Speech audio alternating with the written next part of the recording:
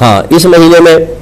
خصوصاً 15ویں شب میں رحمت کونین صلی اللہ علیہ وسلم کا قبرستان جانا ثابت ہے، تو اگر آپ جانا چاہیں تو بالکل نبی کریم صلی اللہ علیہ وسلم کی سنت کی تکمیل کے ارادے سے آپ قبرستان جا سکتے ہیں۔ کچھ اور ایک انہوں نے پوچھا کہ 15 شعبان کو قبرستان میں جانے کا وقت کیا ہے؟ بعض لوگ دن میں چلے جاتے ہیں، بعض رات میں جاتے ہیں۔ دیکھیں اگر آپ سنت کی ادائیگی کرنا چاہتے ہیں تو وہ رات کا وقت تھا کہ سرکار صلی اللہ علیہ وسلم سید عائشہ صدیقہ رضی اللہ تعالی عنہا اس کے راویوں کہتی ہیں کہ میں اٹھی تو میں نے سرکار کو اپنے حجرے میں نہ پایا، تو میرے دل میں یہ گمان پیدا ہوا کہ شاید نبی کریم صلی اللہ علیہ وسلم کسی اور زوجہ کے پاس چلے گئے ہیں، تو میں تحقیق کے لیے باہر نکلی تو میں نے دیکھا آپ کو کچھ آگے گئی تو جنت البقیع میں نے آپ کو موجود پایا۔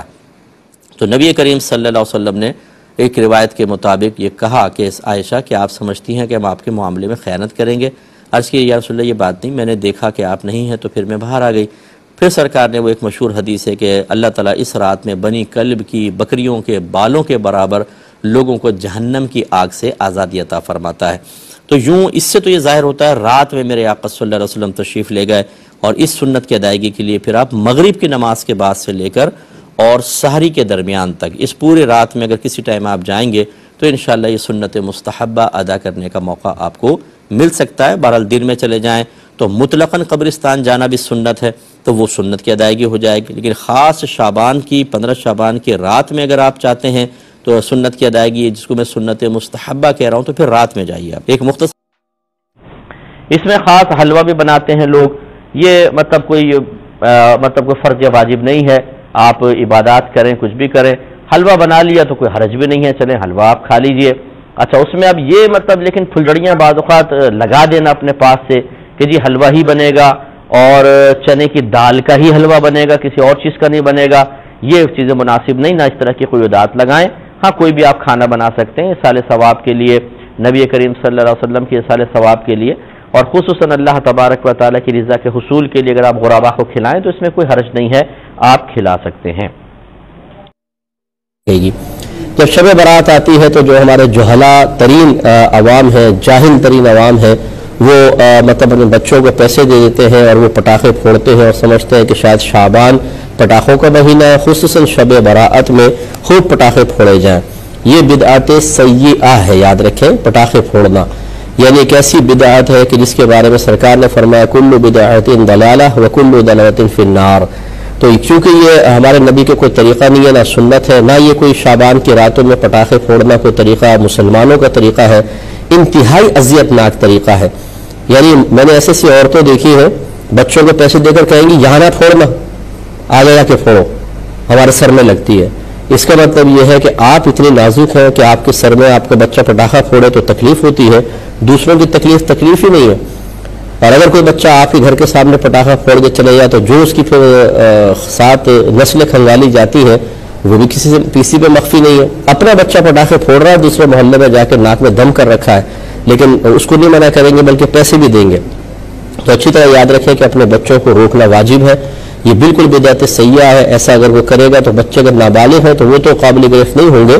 بڑے قابل گرفت ہوں گے، ان کی شدید گرفت ہوگی۔ اور پھر آپ نے دیکھا ہے کہ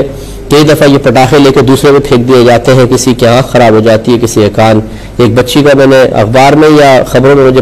پتہ چلا تھا کہ کسی ایسی شرارت کر کے اس پہ پٹاخہ پھوڑا، آنکھ کے پاس آ کے پھوٹا تو اس کی آنکھ خراب ہو گئی تھی۔ اب لڑکی کی جو بیچاری ابھی کنواری ہو، شادی شدہ بھی ہو تب بھی مسئلہ ہے، کنواری بچی کی آنکھ خراب ہو جائے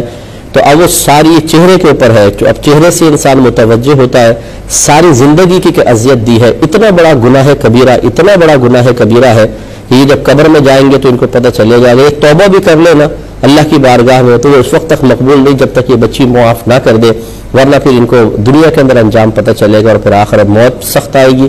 اور قبر میں بہت سخت برا انجام ہے۔ پھر میدان معاشر میں جب اس کے سامنے کھڑے ہوں گے تو ان کی تمام مستیاں اور شرارتیں نکلیں گے اچھی طریقے سے، اور سخت سزا دے کر اللہ تبارک و تعالیٰ اگر ناراض ہوا تو وہیں پر ذلیل و رسوا کر کے پھر جہنم میں داخلہ عطا فرمائے گا۔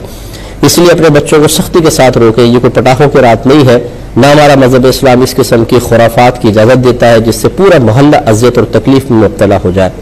الحمدللہ رب العالمین والصلاة والسلام علی سید الانبیاء والمرسلین، اما بعد فاعوذ باللہ من الشیطان الرجیم، بسم اللہ الرحمن الرحیم۔ قال تبارك وتعالى في القرآن المجيد والفرقان الحميد وما آتاكم الرسول فخذوه وما نهاكم عنه فانتهوا صدق الله العظيم وصدق رسوله النبي الكريم۔ جیسے کہ آپ سب خواتین و حضرات کو اور بلا مبالغہ ہمارے بے شمار دنیا بھر میں دیکھنے والوں کو معلوم ہے کہ خصوصاً ملک پاکستان میں آج شب براءت ہے، یعنی کل 15ویں کا دن ہوگا، آج 15ویں شب ہے، اور توبہ کے حوالے سے اس رات کو خصوصی طور پر نسبت حاصل ہے، کیونکہ رحمت کونین صلی اللہ علیہ وسلم کا فرمان ذیشان ہے، جس کو علامہ ابن ماجہ میں اور امام بہقی رحمۃ اللہ علیہ نے شعب الایمان میں نقل فرمایا کہ آپ ارشاد فرماتے ہیں کہ جب 15ویں شب آئے تو تم رات میں قیام کرو اور اگلے دن روزہ رکھو، کیونکہ 15ویں شب میں غروب آفتاب کے بعد سے اللہ تبارک و تعالی آسمان دنیا پر اپنی شان کے لائق تجلی فرماتا ہے، اور ارشاد فرماتا ہے کہ ہے کوئی مغفرت کا طالب کہ میں اس کی بخشش فرما دوں، ہے کوئی رزق کا سوال کرنے والا کہ میں اسے رزق عطا کروں، ہے کوئی مصیبت میں مبتلا شخص جو مصیبت سے نجات مانگے اور میں اسے نجات عطا فرماؤں۔ اور یہ رب کریم کی ایک غیبی ندا، جس کو ہم بظاہر سن نہیں سکتے،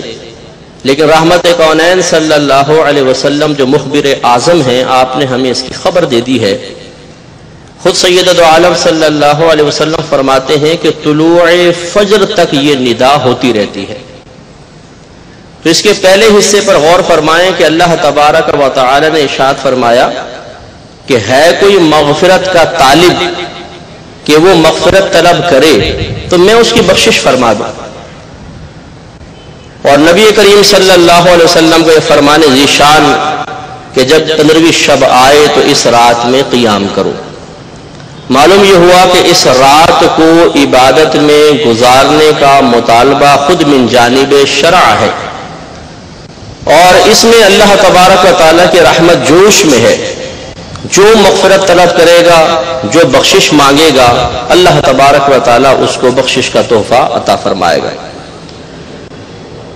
یہ ابن ماجہ، مسند امام احمد بن حنبل، شعب الایمان، مشکات شریف کی حدیث ہے، ان سب میں یہ نقل کی گئی ہے، اور یہ اتنے طرق سے مروی ہے کہ اس کو درجہ حسن میں اکابرین نے قرار دیا ہے کہ سیدہ عائشہ صدیقہ رضی اللہ تعالی عنہا ارشاد فرماتی ہیں کہ ایک رات میں حجرے میں سوئی ہوئی تھی کہ میری آنکھ کھلی تو میں نے دیکھا کہ رحمت کونین صلی اللہ علیہ وسلم میرے ساتھ موجود نہیں ہے، تو میں آپ کی تلاش میں باہر نکلی تو میں نے آپ کو جنت البقیع کے قبرستان کے پاس پایا۔ جب میں قریب پہنچی تو رحمت کونین صلی اللہ علیہ وسلم نے ارشاد فرمایا، اے عائشہ، کیا تم یہ گمان کرتی ہو کہ اللہ تبارک و تعالیٰ اور اس کا رسول تم پر ظلم فرمائیں گے؟ میں نے عرض کیا رسول اللہ صلی اللہ علیہ وسلم، میرے دل میں خیال آیا تھا کہ شاید آپ میرے پاس سے اٹھ کر کسی اور اہلیہ کے پاس تشریف لے گئے ہیں، تو اس لیے میں آپ کی تلاش میں آئی۔ رحمت کونین صلی اللہ علیہ وسلم نے ارشاد فرمایا کہ عائشہ، جب 15ویں شب آتی ہے تو اللہ تبارک و تعالی آسمان دنیا پر خصوصی طور پر اپنی شان کے لائق تجلی فرماتا ہے، اور اس رات میں اتنے کثیر لوگوں کی بخشش کی جاتی ہے جو بنی کلب کی بکریوں کے بالوں سے بھی زیادہ ہو۔ یہ بنی کلب ایک قبیلہ تھا جو کثیر بکریوں کے معاملے میں معروف تھا۔ ایک بکری کے جسم پر کتنے بال ہوتے ہیں یقیناً اس کا اندازہ کرنا انتہائی دشوار ہے، اور پھر وہ قبیلہ جو کثرت بکری کے سلسلے میں، بکریوں کی کثرت کے سلسلے میں معروف ہو، ان کی بکریاں کتنی ہوں گی اور ان کے بال کتنے ہوں گے. اور رحمت کونین صلی اللہ علیہ وسلم فرماتے ہیں کہ اللہ تبارک و تعالی اس رات میں بنی کلب کی بکریوں کے بالوں سے زیادہ لوگوں کو جہنم کی آگ سے آزاد فرماتا ہے. لہذا جیسے کہ تسلیم بھائی نے تمہیداً ارشاد فرمایا کہ یہ رات توبہ کی رات ہے، جب اللہ تعالیٰ کی رحمت پورے جوش میں ہے، وہ اپنے بندوں کی مغفرت فرمانا چاہتا ہے. اور یہ بات بالکل 100% کنفرم ہے کہ آپ اور میں اپنی بدکاریوں سے، اپنے گناہوں سے، زمین سے آسمان تک کے تمام حصے کو بھر دیں، تب بھی اللہ تبارک و تعالیٰ کی رحمت میں کوئی کمی نہیں آئے گی. اس کی رحمت کا ہم نے کچھ نہیں بگاڑا. تو اگر کوئی گناہ کرنے کے بعد دوبارہ اپنے اللہ تعالیٰ کی طرف رجوع کرے تو یہ محسوس کرے گا کہ وہ ذات تو پہلے ہی اس کی بخشش و مغفرت کے گویا کے بہانے تلاش کر رہی ہے، اور اسے ایسی راتیں، ایسے دن، ایسے ایام، ایسے لمحات عطا فرما رہی ہے کہ ان کی قدر کرنے والا ضرور جہنم سے نجات حاصل کرے گا. لیکن یہاں پر ایک بات بہت ہی اہم ہے کہ یہ وہ مبارک رات ہے جس میں یقیناً کثیر لوگ جہنم کی آگ سے آزادی حاصل کرنے میں کامیاب ہوں گے. لیکن خود مخبر اعظم صلی اللہ علیہ وسلم نے چند لوگوں کے بارے میں اس رات بھی مغفرت کے دروازے بند ہونے کی وعید بیان فرمائی. چنانچہ